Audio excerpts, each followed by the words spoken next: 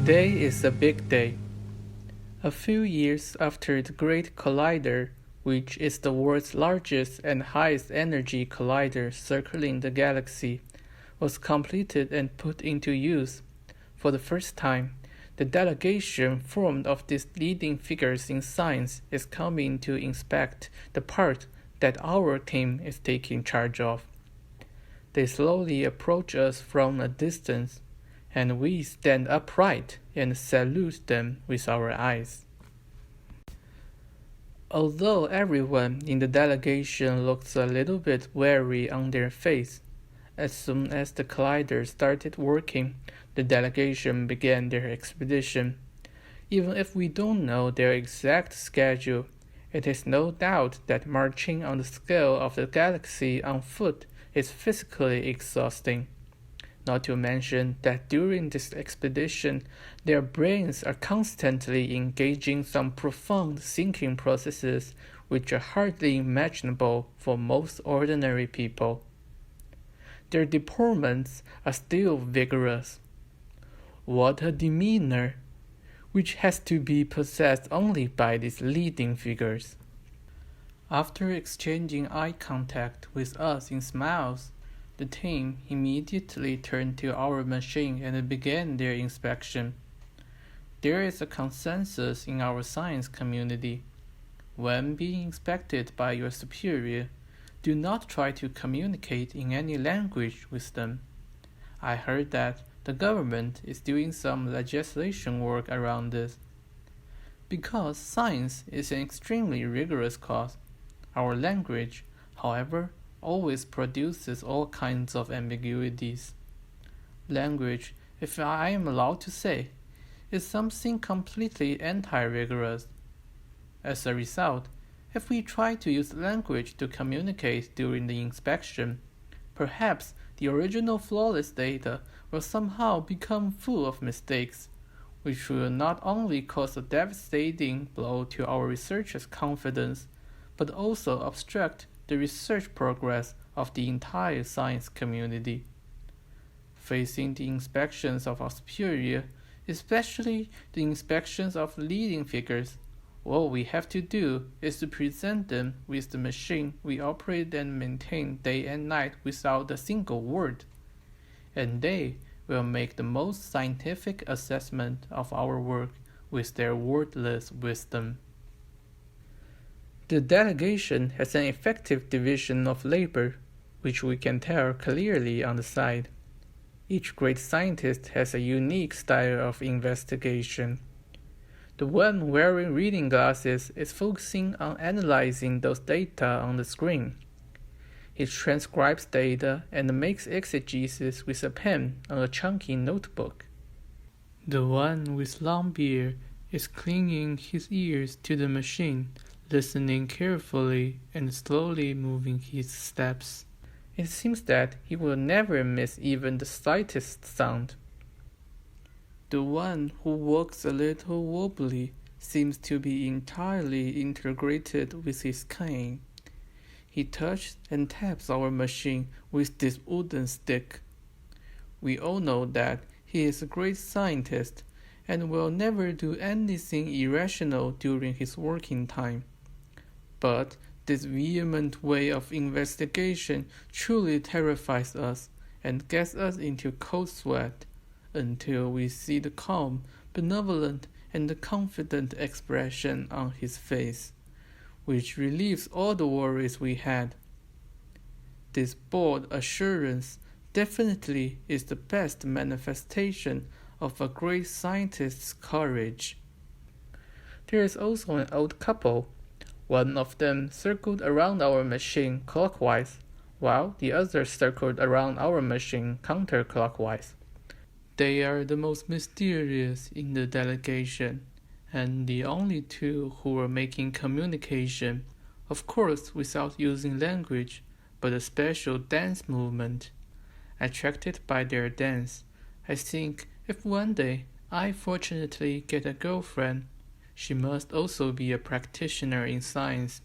We have to conduct our academic research through dance while dating.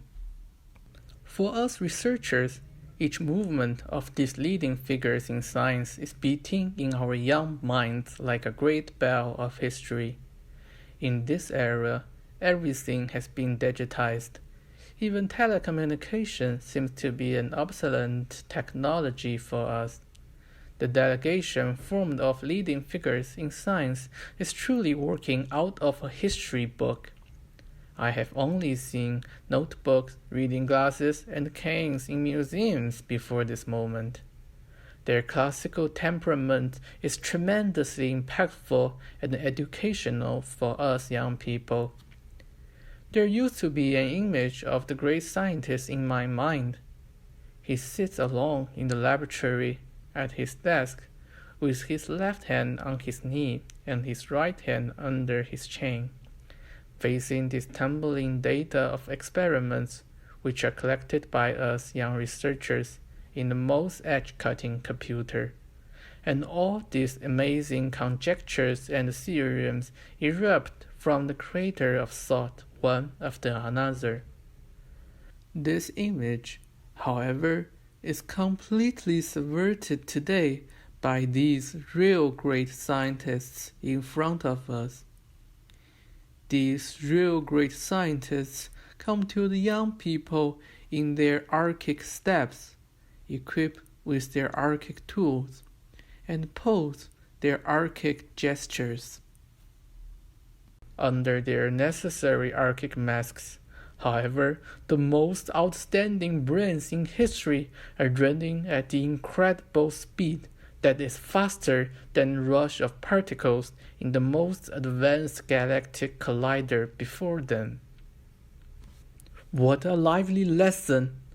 Looking at these busy great scientists, I finally understand another value and meaning of the great collider. Collision does not only occur inside the machine, but also outside the machine. Inside the machine, there is a collision of high-energy particles. Outside the machine, there is a collision between great scientists and young researchers. It is a collision between the old and the new, as well as a collision between the archaic and the modern. That is why these leading figures in science have been devoting their whole lives to advocating the construction and operation of the Great Collider. The Collider is not only a project of science, but also a project of education, caring about the next generation. If the Collider is not running on the level of galaxy, how can this kindly, gentle teaching of classics from these great scientists animate the stubborn modern minds of our young people? If the stubborn modern minds of our young people cannot be animated, how can we give birth to the indomitable spirit of science exceeding both the ancient and the modern through the collision? The inspection is coming to an end. We see them turning around and smiling at us again. Maybe it is the proof that what we have done is decent enough.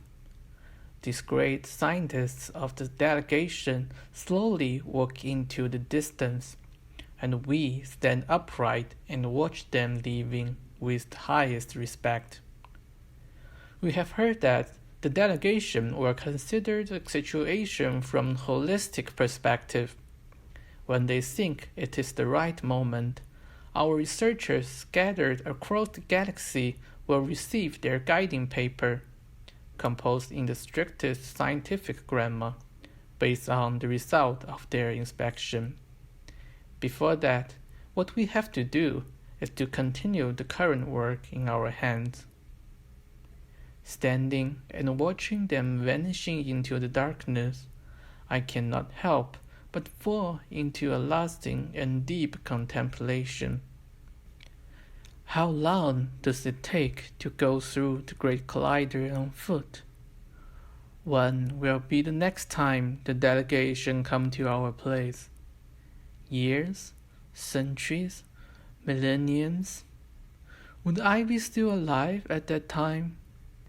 If I am alive then, I would probably become a great scientist, a leading figure in science, and I would be capable to become a part of the delegation, proudly pacing out the galaxy with my own archaic steps.